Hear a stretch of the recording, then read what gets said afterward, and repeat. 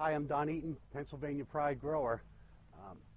It's late spring, early summer, and we've had some real hot weather, and we're getting inundated with questions about watering on the website. So I thought I would show you some practical answers. A lot of times people just give advice that's so difficult to understand. And what we really want to do with watering is understand what Mother Nature does and try to mimic that. Now, watering has a lot to do with soil type, how old the plant is, and what kind of soil additives you put in at planting time. This is Pennsylvania Pride Pink Heartbreaker. It's a weeping redbud. We planted this tree in the fall, and even though we put it in the late fall, it's still not fully rooted out. So we still need to have to give assistance when we're hot and dry like this. The mistake many people make is they tend to underwater and water often. And what we do in the nursery is when we water to 100% saturation, and then we walk away.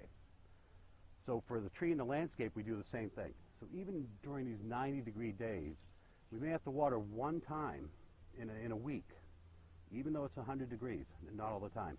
So when I'm watering at home, my goal is to simply saturate the tree.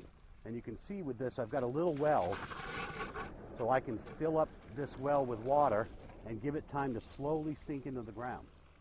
So I've made a little dam here. So I'll fill up this dam all the way around.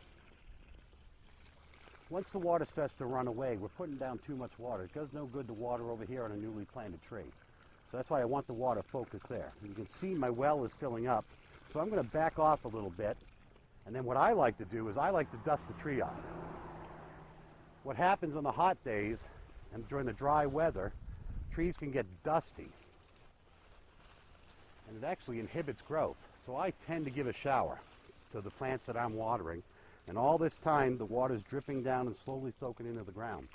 I like to water the environment too, not just the tree itself. So I'll water around a little bit like this and cool the environment down. I'll go back in. I love watering from the top. It acts like natural rainfall, almost like drip irrigation. Then I'll go back down to the ground and make sure my well is full.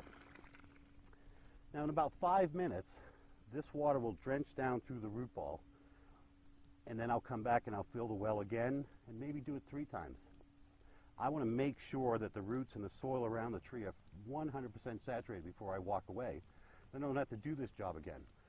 So when I'm out watering, I'll leave this one soak, and I'll come over to this maple, and I'll do the same thing I did on the weeping redbud.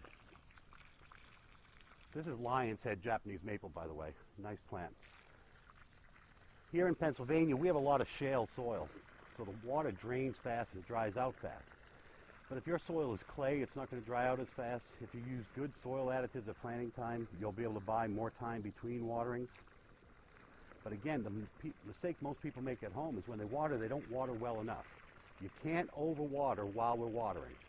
The way overwatering happens is if you come out here and put a little bit repeated times for a long period of time. You can lose a plant in a day from underwater. It takes about 2 to 3 months from too much water. But you still want to protect against that. So I'll let that water soak down. I'll come back over here and I'll refill my reservoir. So right now, in your garden, your landscape, water is key. So the simple advice on water is, again, water very, very well, 100% saturation, and then walk away and let nature take its course. Good luck.